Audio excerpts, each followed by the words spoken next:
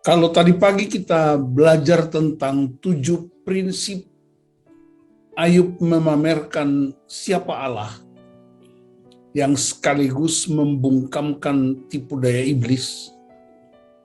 Maka malam ini untuk pria, saya beri judul pria, sengsara, dan kemenangan.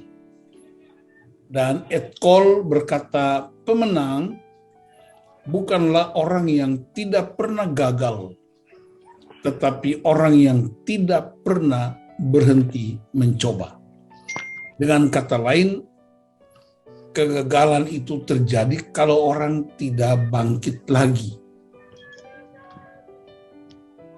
Ayub 42 ayat 10, lalu Tuhan memulihkan keadaan Ayub setelah ia meminta doa untuk sahabat-sahabatnya, dan Tuhan memberikan kepada Ayub 2 kali lipat dari segala kepunyaannya dahulu. Itu pernyataan dalam ayat 10. Mari kita perhatikan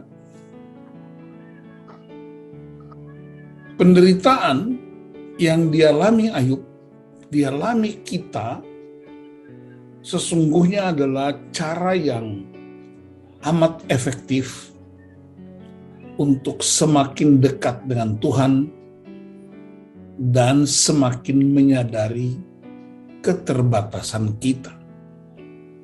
Kitab Ayub ini punya pertanyaan pokok, ialah mengapa? Mengapa dan mengapa? Dan semua pertanyaan itu ternyata seolah-olah Tuhan itu diam atau mengabaikan. Tapi sebenarnya tidak. Dalam keadaan begitu, apa respons dari Ayub? Yang pertama, Bapak, penderitaan sesungguhnya memberikan visi baru tentang diri sendiri dan kesadaran tentang siapa Tuhan. Saya ingin mengutip Ibrani pasal 12 ayat 11. Memang tiap-tiap ganjaran pada waktu ia diberikan tidak mendatangkan sukacita, tetapi duka cita. Tetapi kemudian ia menghasilkan buah kebenaran yang memberikan damai kepada mereka yang dilatih olehnya. Ternyata penderitaan adalah sebuah pelatihan yang justru tidak mendatangkan sukacita, tetapi mendatangkan duka cita. Tetapi hasil akhirnya ialah buah kebenaran, yaitu apa? Damai. Itu betapa hebatnya prinsip ini buat kita para pria di zaman modern, di akhir zaman ini. Yang kedua, Bapak, Ayub menjadi perantara antara teman-temannya atau sahabat-sahabatnya dengan keluarganya, dengan kawan-kawan lama kepada Tuhan. Yaitu dia berdoa dan Tuhan menerima doanya untuk mengampuni sahabat-sahabatnya. Yang agak sedikit mengherankan ialah Tuhan bicara kepada sahabat-sahabat Ayub supaya mereka datang kepada Ayub dan Ayub berdoa dan Tuhan akan mendengar. Mengapa Tuhan tidak langsung saja suruh Elifas dan kawan-kawan untuk minta ampun sama Tuhan. Tapi harus melalui Ayub. Rupanya ini yang disebut pemulihan hubungan sesama manusia. Sehebat apapun hubungan kita dengan Tuhan, accountability-nya ialah hubungan dengan sesama. Dan karena itu Ayub menjadi perantara. Perantara apa? Hanya dua, pengampunan atau penghakiman. Apakah kita berdoa memberkati orang yang pernah menganiaya kita, orang yang pernah membuli kita, orang yang pernah meremehkan kita, atau orang yang pernah membunuh karakter kita? Kita mengampuni mereka atau menghakimi? Pengajaran Yesus dalam Matius 5 ayat 43 sampai 48, yaitu berdoa bagi musuh dan memberkati mereka. Ini penting sekali buat para pria, karena kita tahu Alkitab menyebut pria itu sebagai imam, menjadi perantara antara Tuhan dan manusia. Respons yang ketiga ialah Ayub tidak mau berdebat tentang penderitaan yang dia alami. Dia punya alasan yang kuat untuk berdebat. Karena menurut Ayub pasal 1, dia termasuk pria saleh dan tidak terdapat kesalahan. Tidak ada alasan untuk mengalami penderitaan ini. Tetapi dia harus menjalaninya dan dia tidak punya ruang untuk berdebat. Dia tidak mau naik ke tahta perdebatan, tapi dia sujud di mezbah kepada Tuhan. Saya ingin mengutip Ibrani 11 ayat 36 sampai 40 yang juga bicara tentang saksi-saksi iman. Perhatikan ayat ini baik-baik. Pasal 11 ayat 36 sampai dengan 40. Ada pula yang diejek dan didera, bahkan yang dibelenggu dan dipenjarakan. Mereka dilempari, digergaji, dibunuh dengan pedang. Mereka mengembara dengan berpakaian kulit domba dan kulit kambing, sambil menderita kekurangan, kesesakan, dan siksaan. Dunia ini tidak layak bagi mereka. Mereka mengembara di padang gurun dan di pegunungan, dalam gua-gua dan celah-celah gunung. Dan mereka semua tidak memperoleh apa yang dijanjikan itu, sekalipun iman mereka telah memberikan kepada mereka suatu kesaksian yang baik. Sebab Allah telah menyediakan sesuatu yang lebih baik bagi kita. Tanpa kita, mereka tidak dapat sampai kepada kesempurnaan. Ini perhatikan Bapak-bapak ayat ini. Bahasa hari-harinya begini. Seperti ada sebuah perlombaan di stadion. Dan ada tokoh-tokoh Alkitab yang disebutkan di Ibrani 11 ini sedang duduk di kursi-kursi penonton, dan mereka menjadi supporter bagi kita yang sedang berlomba di tengah-tengah stadion. Mungkin mereka tepuk tangan, mereka angkat benderanya, mereka lompat-lompat, ayo maju cepat, sebentar lagi masuk garis finish. Dia sebut nama kita masing-masing. Ayo Margono maju, ayo Ricky maju, ayo Pak Joni maju, ayo Pak Luhut maju, ayo Pak Nus maju. Jadi nama-nama kita disebutkan oleh mereka yang sedang menonton, memberi supporter, mensupport kita untuk sampai ke garis finish. Karena ayat ini berkata, tanpa kita mereka tidak sampai kepada kesempurnaan. Dengan perkataan lain, iman mereka yang disaksikan di Alkitab itu mesti kita lanjutkan sebagai sebuah perlombaan yang mulia, dan itu menjadi accountability untuk sebuah kesempurnaan. Betapa hebatnya prinsip regenerasi, kuasa kemuliaan Tuhan. Karena itu Ayub juga mungkin salah satu penonton yang dia ingatkan kita pria-pria modern. Jangan menyerah. Anda harus masuk garis finish. Kami telah memberikan contoh kesaksian yang hidup, iman yang benar. Dan sekarang di tengah-tengah abad yang berbeda, zaman yang berbeda, tantangan yang berbeda, Allah kita tetap sama, iman kita tetap sama, dan Allah yang sama, Dia akan memberi kekuatan untuk memasuki garis finish. Tadi habis kebaktian pagi di sekretariat, Pak Joni tanya saya, bagaimana Ayub dapat kekuatan dari mana untuk bisa bertahan dalam penderitaan? Saya bilang, memang tadi saya tidak sampaikan, tapi malam ini saya ingin sampaikan.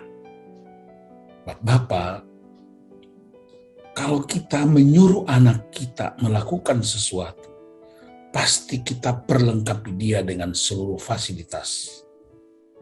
Ya, kalau kita tugaskan anak buah kita ke lapangan, kalau kita jadi bos di kantor, pasti kita memperlengkapi dia dengan seluruh fasilitas supaya dia mengerjakannya dengan benar. Ingat, Tuhan tidak pernah berdialog dengan Ayub sebelumnya bahwa engkau akan jadi alat peragaku untuk membungkamkan iblis dan memamerkan kebesaran dan kemuliaanku. Allah tidak pernah beritahu Ayub. Itu sebabnya Ayub bertanya. Tetapi percaya satu hal, Allah memberikan kasih karunia khusus. Kasih karunia itu tidak terlihat, tetapi dapat dialami. Kasih karunia itu sesuatu yang tidak pantas kita terima sebagai manusia, tapi itu diberikan sebagai kekuatan yang melengkapi kita untuk menghadapi penderitaan yang harus kita jalani, sebagai bukti bahwa kemurahan Allah itu lebih kuat dari tipu daya iblis. Saya ingat 2 Timotius 2 ayat 1, sebab itu hai anakku, jadilah kuat oleh kasih karunia dalam Kristus. Jadi kekuatan kita tidak terletak pada jabatan, pangkat, golongan, harta kekayaan. Tetapi kekuatan yang kita miliki, yang Ayub miliki, adalah karena kasih karunia dalam Kristus Yesus. Itu sebabnya kita pernah dengar sebuah lagu, How Amazing Grace. Itulah kasih karunia yang sekali lagi tidak dapat dirumuskan dengan logika apapun, kecuali dialami. Jadi kalau ada pertanyaan, siapakah Ayub? Dia manusia biasa seperti kita, punya tulang dan daging. Dia makan nasi seperti kita makan nasi. Dia minum air seperti kita juga minum air. Tetapi dia dapat kasih karunia karena Allah sedang mendemonstrasikan kuasanya untuk yang pertama membungkamkan tipu daya iblis dan memamerkan kebesaran Allah bagi dunia, sehingga dunia percaya kepada Allah. Yang keempat, apa hasil dari respons Ayub? Pertama, Ayub pulih. Seperti orang main film. Happy ending. Yang kedua, sahabat-sahabatnya dipulihkan. Yang ketiga, keluarganya dipulihkan. Kenalan-kenalan lama dipulihkan. Harta kekayaannya 2 kali lipat. umur panjang 140 tahun, dan yang paling dahsyat ialah dia menikmati anak cucu 4 generasi. Dan 4 generasi itu menegaskan tentang prinsip Alkitab tentang 4 keturunan. Kitab Keluaran bicara 4 keturunan, dan Ayub melihat keturunan itu 4 generasi. Bahkan Rasul Paulus menasihatkan pemuritan dalam 2 Timotius 2 tentang 4 generasi. Berarti kita bisa katakan pria yang sukses adalah pria yang menikmati 4 generasi dalam pewarisan nilai kehidupan. Sekarang kita perhatikan, dalam keadaan macam itulah kita ingin bikin perbandingan. Perbandingannya ialah penderitaan macam apa yang kita hadapi sekarang. Menurut Ayub 6 ayat 4, 16 ayat 12 sampai 13, dia dipanah seperti musuh. Penderitaan yang dia alami di seluruh tubuhnya. Dia diburu seperti binatang buas, pasal 10 ayat 16. Dia dilingkupi kegelapan. Dia dicabut seperti pohon, diuji dalam perapian. Istrinya meninggalkannya, sahabat-sahabatnya menyerang dia. Bisa bayangkan, tidak hanya 7, mungkin ada lebih. Saya kutip 7 ini untuk mengingatkan kita. Apakah kita pernah mengalami penderitaan macam ini? Tapi justru Ayub mengalaminya. Untuk menunjukkan bahwa kemurahan dan kasih karunia Allah jauh lebih hebat dari semua yang kita pikirkan. Bahkan suatu ketika Rasul Paulus berkata dalam kitab Korintus, jika aku lemah, maka aku kuat. Karena ketika kita lemah, kasih karunia Allah itu dicurahkan sepenuh-penuhnya. Ada satu tokoh lain, tokoh satu-satunya yang paling dahsyat di muka bumi. Yesus Kristus ketika di atas kayu salib, dia berteriak, Eloi, Eloi lama sabachthani. Dalam Ibrani 12 ayat 2, firman Tuhan mengingatkan kita, marilah kita melakukannya dengan mata yang tertuju kepada Yesus, yang memimpin kita dalam iman, dan yang membawa iman kita itu kepada kesempurnaan, yang dengan mengabaikan kehinaan, tekun memikul salib, ganti sukacita yang disediakan bagi dia yang sekarang duduk di sebelah kanan tahta Allah. Bapak-bapak, fokusnya